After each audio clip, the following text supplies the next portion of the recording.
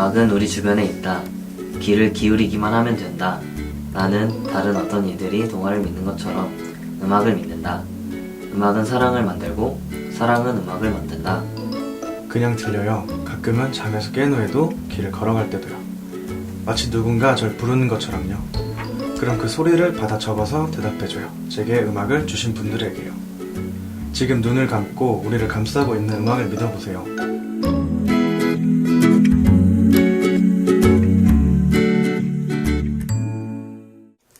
안녕하세요. 저는 이번에 새롭게 DJ를 맡게 된 DJ 룸이라고 합니다.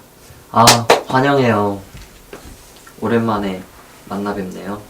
네, 이번에 소개해드릴 영화는 어거스트 러쉬입니다. 와, 저는 이 영화를 3번을 본 것 같아요. 아, 진짜요?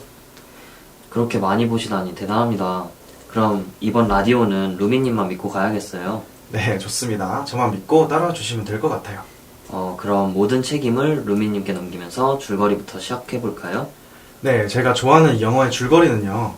밴드 싱어이자 기타리스트인 루이스와 총명 맞는 첼리스트인 라일라는 우연히 파티에서 만나 첫눈에 서로에게 빠져들고 그날 밤 함께 보내게 됩니다. 하지만 라일라의 아버지에 의해 둘은 헤어지게 되고 얼마 후 라일라는 임신 사실을 알게 되죠. 그녀는 아기를 출산하지만 아버지는 그녀에게 아이를 유산하였다는 거짓말을 합니다. 루이스와 라일라의 아들 어거스트는 놀라운 음악적 재능을 가진 특별한 아이로 자라게 돼요. 부모만이 자신의 음악을 알아볼 수 있을 거라는 믿음으로 혼자 뉴욕으로 향한 어거스트는 위저들을 만나게 되고 위저드로 인해 길거리에서 자신만의 천재적인 연주를 펼쳐 보이기 시작합니다. 이별 후 첼리스트의 길을 포기했던 라일라는 우연히 아이가 살아있다는 사실을 알게 되고 뉴욕으로 떠납니다. 그리고 그곳에서 아이를 찾겠다는 희망으로 다시 첼로 연주를 시작하죠. 한편 밴드 싱어로서의 삶을 버렸던 루이스 역시 11년 전의 운명적 사랑과 음악의 열정을 쫓아 뉴욕으로 향합니다. 이 가족 과연 만날 수 있을까요? 그건 이 영화를 3번이나 본 루미님이 잘 알겠죠? 그럼요, 저는 이미 알고 있죠. 한간에서는 이 영화가 뻔하다는 평도 있어요. 뻔하다니, 생각해보니 뻔한 점이 있네요. 하지만 저는 절대 뻔하다고 생각하지 않아요. 사실 제가 뻔한 영화를 좋아하기도 하고요. 뻔한 영화에서 주는 잔잔함과 위안이 있답니다.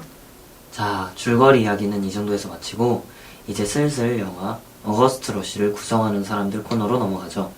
그럼 영화를 구성하는 사람들 코너 시작합니다. 어거스트 러쉬는 커스틴 셰리단 감독 작품으로 조나단 리스 마이어스, 캐리 러셀, 프레디 하이무어, 로빈 윌리엄스, 테렌스 하워드 등등의 배우들이 멋진 연기를 펼쳐주었죠. 네, 먼저 커스틴 셰리단 감독을 보면 그 이전에는 그리 큼직한 작품을 맡은 적이 없어요. 1000번의 굿나잇, 천사의 아이들, 디스코 피그 등 작품을 맡으셨는데 아마 청취자분들께서 가장 익숙한 작품은 어거스트 러쉬일 거예요. 연출 경험이 그리 많지 않음에도 불구하고 어찌 보면 굉장히 비현실적인 사건들을 하나의 스토리로 연결해내는 과정에서 굉장히 섬세한 연출을 보여주었죠. 그런 연출에 더불어 배우들 연기도 이 영화를 인상 깊게 만들어주는 요소 중 하나였죠. 네, 먼저 이 영화의 주인공 어거스트 러쉬 역의 프레디 하이머. 이 영화도 그렇지만 찰리의 초콜릿 공장으로도 굉장히 유명한 배우죠. 어거스트 러쉬나 찰리의 초콜릿 공장 때는 나이가 어려서 아직도 그 어린 모습을 기억하시고 계신 분들이 많으실 텐데 이번에 한번 찾아보니까 굉장히 바람직하게 잘하셨어요. 혹시나 또 역변의 과정을 겪으셨을까봐 최근 사진 보면서 노심초사했네요.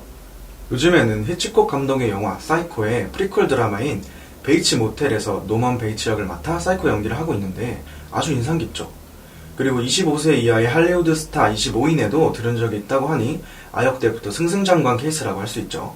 그리고 다른 인물로는 아버지인 루이스 코넬리를 연기한 조나단 리스 마이어스가 있는데 미션 임파서블 3, 슈팅 라이크 베컴 등등에서 연기를 펼쳤죠. 또 라일라 노바첼 역으로 등장하는 배우 캐리 러셀에 대해서 살펴보면 가장 눈에 띄는 작품이 2014년 개봉한 옥상 탈출 반격의 서막이에요. 사실 방금 소개드린 두 분은 잘 기억이 안 나실지 모르지만 이분은 잊을 수 없죠. 위저드 역할을 맡으신 로빈 윌리엄스 말씀하시는 거죠? 네, 이 영화에서는 물론 한 명의 배우로서도 대중들에게 잊히지 않는 배우죠. 출연하신 영화들만 봐도 정말 대단해요.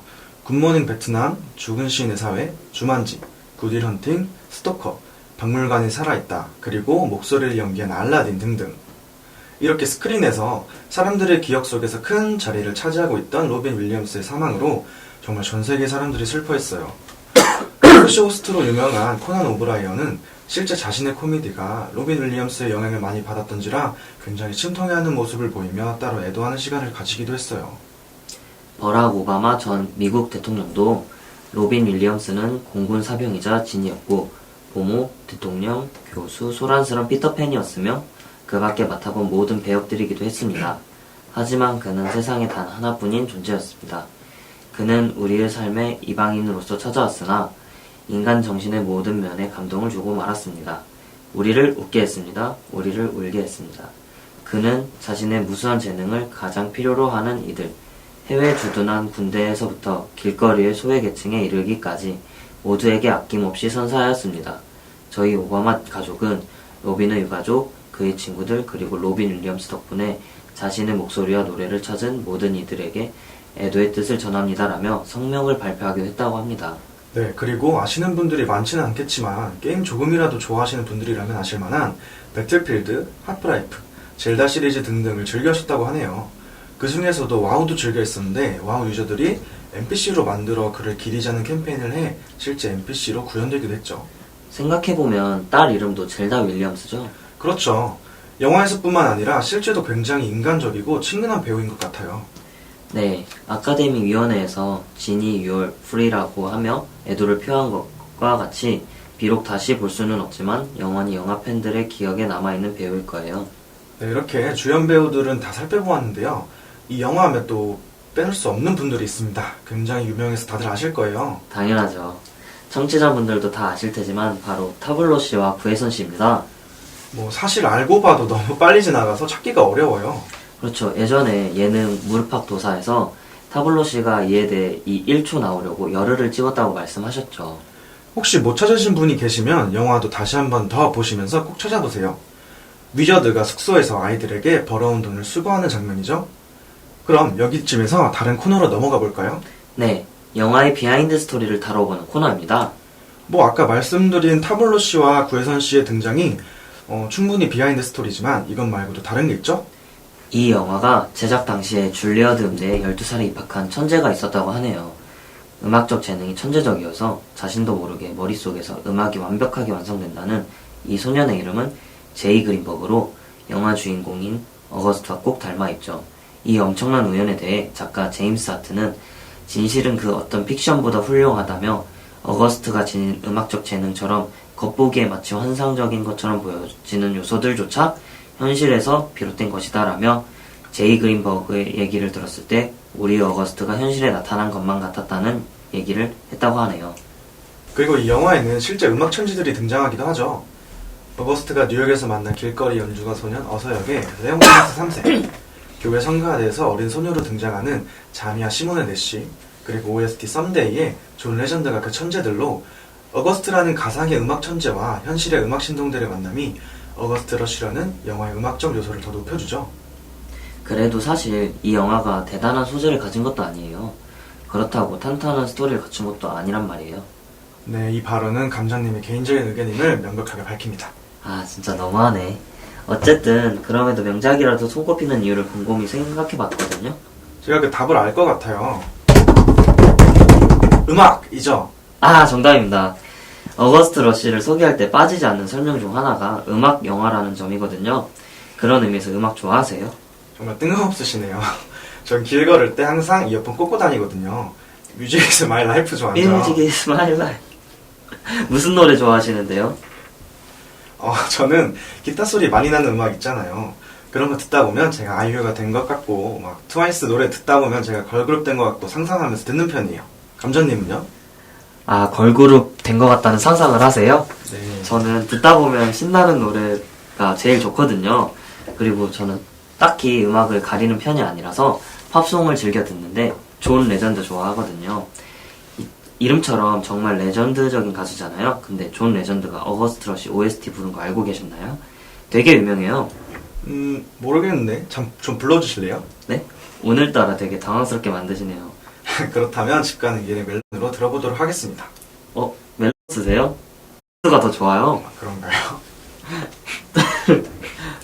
오늘따라 되게 당황스럽네요, 감자님. 네, 자제하도록 하겠습니다. 사실 저희가 준비해온 게 있잖아요.